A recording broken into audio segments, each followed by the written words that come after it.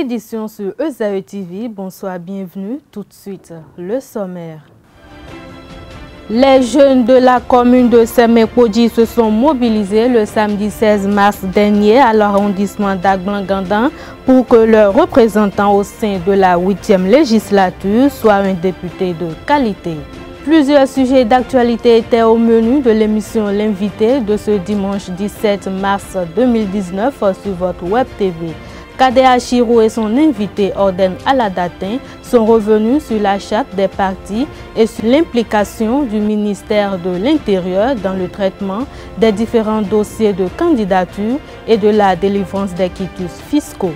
ESAE Football Club s'est qualifié pour le deuxième tour de la Coupe du Bénin 2019 en disposant de la jeunesse sportive de Pobé, JSP 2-0 samedi au centre d'excellence de Missérété.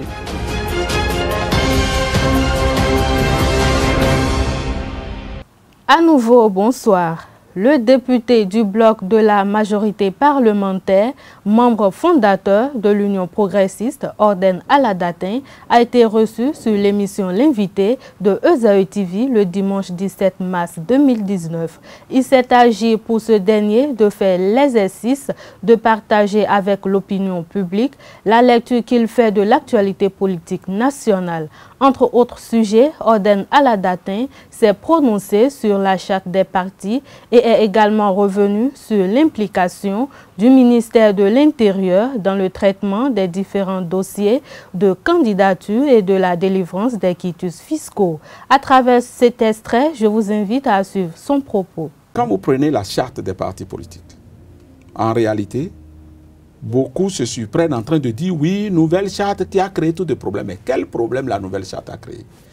Il y a une disposition essentielle qui a changé. C'est que pour créer un parti politique désormais, plutôt que d'avoir 10 personnes par département, il en faut 15 par commune. La loi, la proposition de loi, puisqu'il s'agit d'une proposition de loi, ne l'oublions pas, c'est des députés qui ont proposé ce contenu-là. La proposition mentionnait 100 personnes par commune. Là, tu dis, oh, c'est beaucoup, on a discuté. Et nous avons pris la proposition de l'opposition. Qui était de 15 par commune. Qui était de 15. Donc c'est la proposition de l'opposition qui a été prise en compte. Qui a été prise en compte. Au lieu des 100 que les géniteurs de cette proposition de texte ont eu à prescrire, au niveau du vote, on a pris 15 personnes par commune. Mais de vous à moi, est-ce que c'est difficile, si vous êtes un parti d'envergure nationale, d'avoir 15 personnes par commune? Il y a un amalgame et une intoxication, une contre-vérité qui se dit par rapport à la charte. C'est le rôle du ministère de l'Intérieur. Mais la nouvelle charte n'a jamais inventé un nouveau rôle pour le ministre de l'Intérieur. Depuis toujours, c'est le ministère de l'Intérieur qui a eu la charge de délivrer des récépissés aux partis politiques et aux associations. Les partis politiques étant une association politique.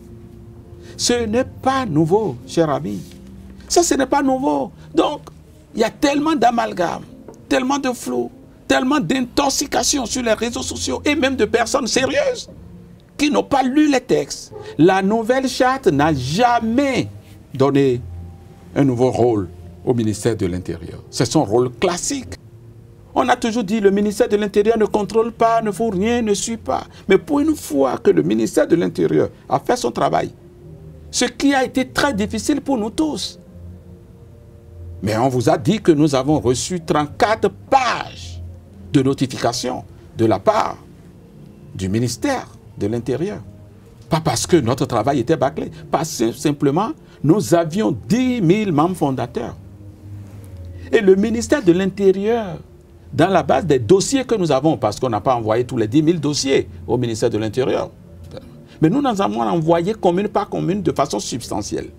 Le ministère de l'Intérieur a eu les ressources de faire des observations sur chaque candidat qui avait des problèmes. Chaque candidat. On dit, Monsieur Orden Aladati, sur votre acte de naissance, on vous appelle Aladati Jean-Baptiste Orden. Alors, que sur votre certificat de nationalité, on a Aladatine Jean-Baptiste Orden Rosé. Donc, ce n'est pas les mêmes personnes.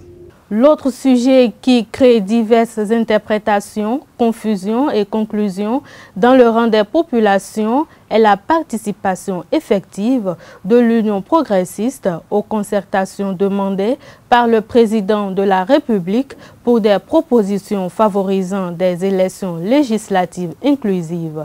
À ce propos, Orden Aladatin a éclairé la lanterne des populations en revenant sur le caractère prompt de la réponse de l'Union progressiste à l'appel du président de l'Assemblée nationale, Maître Adrien Hongbeji.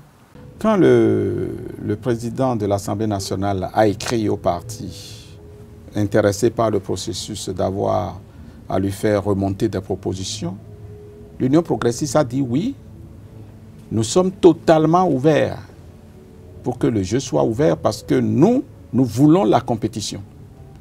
Nous n'avons exclu personne, c'est clair, mais à l'arrivée, les résultats ne nous enchantent pas trop. Donc nous voulons de la compétition et le chef de l'État a pris le devant pour dire la classe politique n'a qu'à faire l'essentiel de ce qui est de son pouvoir pour que selon les prescriptions, puis selon les choses autorisées par nos lois et règlements, que nous puissions avoir de l'ouverture dans ce jeu qui s'annonce. Nous avons écrit noir sur blanc que nous souscrivons à cela et nous ferons tout ce qui est à notre capacité.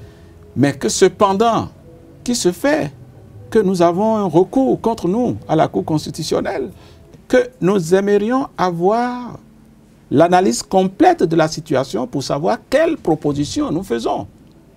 Puisque, sans connaître la décision de la Cour constitutionnelle, on ne pourrait pas avoir un aperçu global de la situation. Il nous fallait faire l'état des lieux. Imaginez, si la Cour donnait suite à ce recours, mais on pourrait s'en sortir en disant que l'Union progressiste n'a plus son quitus, n'a plus son récépissé pour participer aux élections. On pourrait dire que le bloc républicain n'a plus son récépissé pour participer aux élections. Si la Cour s'en limitait là, ça veut dire que le jeu devient totalement et que tout le monde tombe. Ce n'est pas la même nature de solution que lorsqu'il y a quand même une liste de candidatures validées ou pas. C'est pour ça que nous avons voulu avoir un aperçu global de la situation et c'est ce que nous avons dit au président. Depuis lors, un comité est mis en place au niveau donc, de la conférence des présidents et l'Union progressiste est représentée dans ce comité de 5 et nos propositions sont en train d'être faites au sein de ce comité. La jeunesse de la commune de Semekoji s'est mobilisée pour que son représentant au sein de la 8e législature soit un député de qualité, raison pour laquelle elle s'est donné rendez-vous le samedi 16 mars dernier à l'arrondissement d'Agbangandan. Sous la houlette de Pierre Godonou, un observateur et natif de la commune, compte rendu avec Alès Kitome. La population de la commune de Semekoji s'est rassemblée le samedi 16 mars 2019 dans les locaux de l'arrondissement de Agbangandan pour manifester son attachement à l'élection d'un député de qualité dans la 19e circonscription électorale. Même que vous et moi, nous nous comprenons.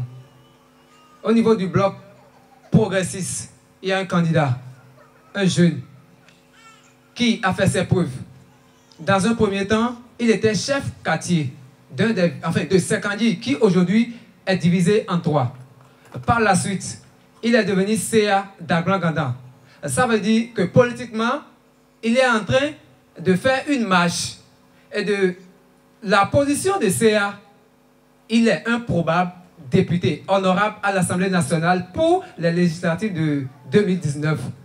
Alors, si vous me demandez quel candidat il faut. La jeunesse de cet arrondissement n'a pas manqué d'exprimer sa satisfaction au thème de la séance dite de sensibilisation. Jeunesse consciente de Semekoji, excellent leader politique de la commune de Semekoji, distingué invité préoccupé du développement de Semekoji. Au nom de la jeunesse de notre chère commune, j'exprime d'une part mes sincères remerciements à l'endroit de M. Pierre Godonou et de tous ces éminents devanciers qui ont pensé à la tenue de cette importante séance de sensibilisation et d'autre part à tous ceux qui y ont marqué leur présence cet après-midi. Déjà, on sait déjà que le bloc républicain comme le bloc progressiste sont tous pour le président de la République. Il peut y avoir des polémiques autour de ce qui se passe, autour de tout ce que vous savez. Mais attention, retenez une chose. Et quand on a une loi dans un pays, ça se respecte. Il y a les latins qui disent quelque chose. Sed les dura les. La loi est dure, mais il faut quand même la respecter. Nous devons respect, nous devons obéissance aux lois. Pour vous dire que, nonobstant tout ce qui se dit là, tout ce qui se passe aujourd'hui, retenez quand même que, même si c'est dur, ça devient une loi et nous devons obéissance aux lois. Ça, c'est l'une des règles morales les plus élémentaires dans une république. Cette séance de sensibilisation initiée par l'observateur politique et natif de la commune Pierre Godonou va parcourir les 11 arrondissements de la commune de Semekpodji avant les prochaines législatives. Pierre Godonou rappelle à la fin de la séance de mobilisation les objectifs de ce rassemblement qui n'est que la première étape de la tournée communale qu'il compte organiser avant l'ouverture de la campagne. Il est au micro de Carles Kitomi. On a organisé la séance de cet après-midi pour deux objectifs. Premièrement, nous nous sommes posé la question de savoir bientôt les élections législatives. Mais quels candidats nous devons envoyer à l'Assemblée? Quel fils de Semekpodji nous devons envoyer à l'Assemblée? Quels sont les critères que nous définissons pour pouvoir quand même choisir ce candidat-là? C'est notre objectif de ce soir. Et dans nos propos, nous avons fait le tour, nous avons essayé de voir maintenant le positionnement au niveau des différentes listes. Mais pour le moment, nous avons constaté qu'il y a des champs, il y a certains ressortissants de Semekpodji qui sont en deuxième position, d'autres en première position et autres. Donc nous avons mis tout cela sur la table et discuté avec nos invités qui sont venus de partout de la commune de Semekpodji, de tous les arrondissements de la commune de Semekpodji. Et c'est cela que nous avons essayé de voir et ensemble, nous allons décider de porter nos choix sur le vrai candidat. Les étudiants de l'École supérieure d'administration, d'économie, de journalisme et des métiers de l'audiovisuel ESAE ont une fois encore sacrifié à la tradition propre à cette école prestigieuse du vendredi culturel. Répartis en plusieurs ateliers, ces étudiants se sont entraînés avec abnégation sous la houlette de leurs divers encadreurs. Retour sur quelques séquences de ce 14e vendredi culturel des étudiants de l'ESAE avec Abdelkader Achiro.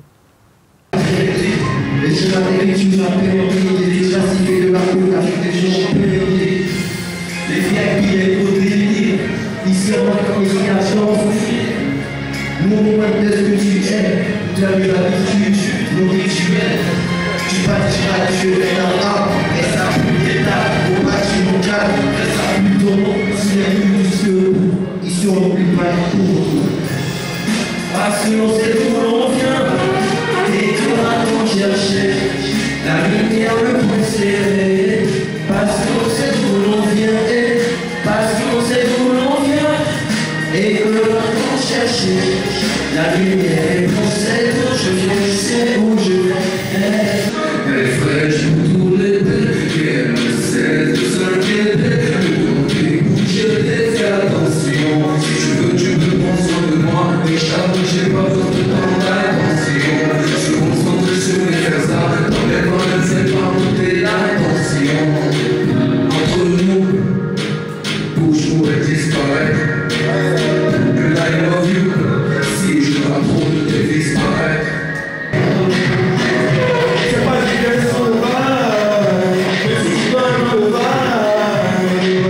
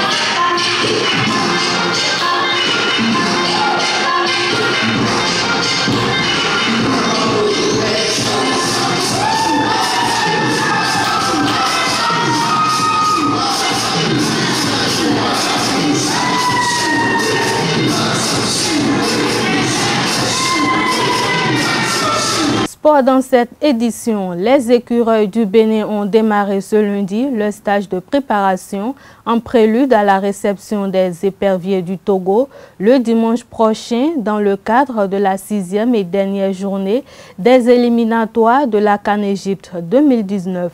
Le groupe presque au complet a effectué sa première séance d'entraînement au stade général Mathieu Kérékou devant ses supporters sous la houlette du sélectionneur national Michel Dissué. À 90 minutes d'une éventuelle qualification à la phase finale de la CAN, les néo-écureuils Yannick Aguemon et Rodrigue Kossi, Steve Mounier et Olivier Verdon mesurent l'importance de ce derby contre le Togo.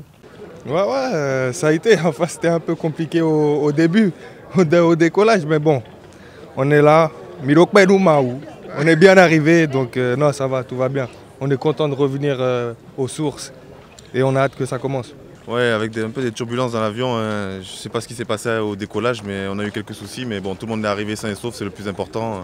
En espérant que les autres joueurs arrivent aussi dans la semaine sains et saufs. Et voilà, on va préparer ce match comme il faut, comme j'ai dit, et essayer d'aller chercher un résultat. Notre motivation, elle aurait été la même avec Stéphane, Mika, Cécile.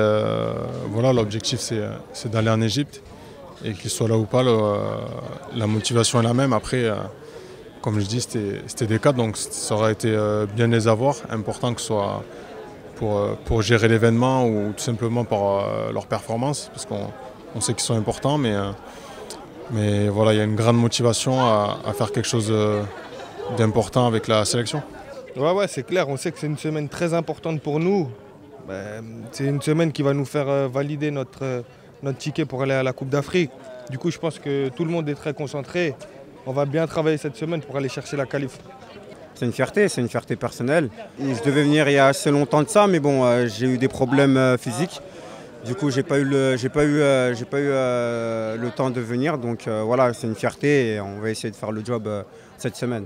C'est un challenge collectif. C'est le pays qui doit se qualifier. C'est pas moi qui va me qualifier, c'est le pays. Et le pays aura besoin de notre peuple et il aura aussi besoin de tout le staff, de tous les joueurs qui seront à 100% et on va essayer de faire le maximum. Je me sens en forme, je me sens bien et je pense que tous autant que nous sommes conscients de la situation et nous allons tout mettre en œuvre afin d'arracher la qualification.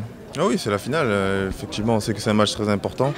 Là, tout le monde est concentré, on est déjà dans notre match. On va préparer cette semaine le match comme il faut. Et on sait que ce sera un grand rendez-vous et on espère avoir le soutien de tout le peuple béninois. Moïse Adileou, Fabien Farnol et Emmanuel Imorou sont attendus ce soir au camp de base des écureuils. Sebio Soukou sera le dernier à rejoindre le groupe ce mardi. Le milieu de terrain joue ce soir avec son club à Saint-Rostock, la 29e journée du championnat allemand de 3e division. ESAE Football Club s'est qualifié pour le deuxième tour de la Coupe du Bénin 2019 en disposant de la jeunesse sportive de Pobé JSP 2-0 samedi au centre d'excellence de Misérité. Éliminé, l'entraîneur Jonas Nounaron de JSP ne cache pas sa déception, tout le contraire de son homologue Richard Biot de ESAE FC.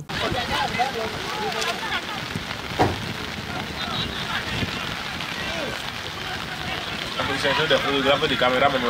Oui. C'est les caméras. C'est quoi? C'est but? Oui. Hein? Oui. But.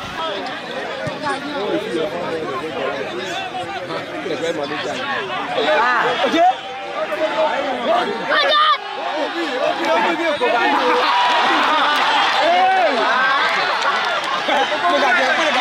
Vous savez, c'est pas bon pour notre équipe. Et vu le rang qu'on occupe en championnat, On ne doit pas perdre un match devant Esaü qu'on a rencontré en championnat, qu'on a gagné d'ailleurs. Et bon, ce n'est pas bon pour nous. On devait même traverser ce premier tour si c'était possible. Voilà qu'à mi-chemin, on a été éliminé. Bon, notre objectif n'a pas été atteint. Il y a la fatigue du championnat. L'équipe adverse a aligné beaucoup de nouveaux joueurs. Bon, chez nous, on ne l'a pas fait. On a toujours joué avec ceux qui viennent de finir la phase aller du championnat. Il y a la fatigue qui a beaucoup joué sur eux. Bon, c'est des choses qui arrivent. C'est un match de football. On a perdu. On prend ça sportivement. Oui, l'objectif est atteint parce qu'il fallait venir passer le premier tour. Ce qui a été fait ce soir. On avait en face une très bonne équipe. Vous savez, c'est une équipe qui est en tête du championnat, qui fait partie, je crois, des 5 premiers ou 10, qui fait partie des 5 premiers. Donc on avait en face une équipe joueuse. Et pour nous, il fallait, comme on le dit, continuer sur notre dynamisme, c'est-à-dire engranger, c'est-à-dire prendre les matchs les uns après les autres. Je crois que ça a été chose faite ce soir. C'est une coupe, il faut aborder les matchs les uns après les autres. Peu importe l'adversaire, il faut toujours continuer par travailler, retrouver les automatismes, faire du bon travail. C'est-à-dire le travail qu'il faut faire pour que les joueurs puissent retrouver leurs automatismes et puis c'est fini, le reste suivra. Dans les autres rencontres, les Panthères de Djougou ont sorti les Dragons 2-0. Béké FC de Bembereke a dominé Opi ONM 1-0. C'est sur ce même score que Tornay a éliminé Asvo. Aspac, Buffle et Jacques ont validé leur ticket au thème des séances de tir au but. Énergie FC est repêché pour le deuxième tour en tant que meilleur perdant. Au programme du deuxième tour, Tornay et Jacques, Esaü FC, Panthère Béké, Énergie et Buffle Aspac. Ce journal a été préparé par l'ensemble de la rédaction. Merci de votre aimable attention. Restez toujours connectés sur les www.esautv.bj.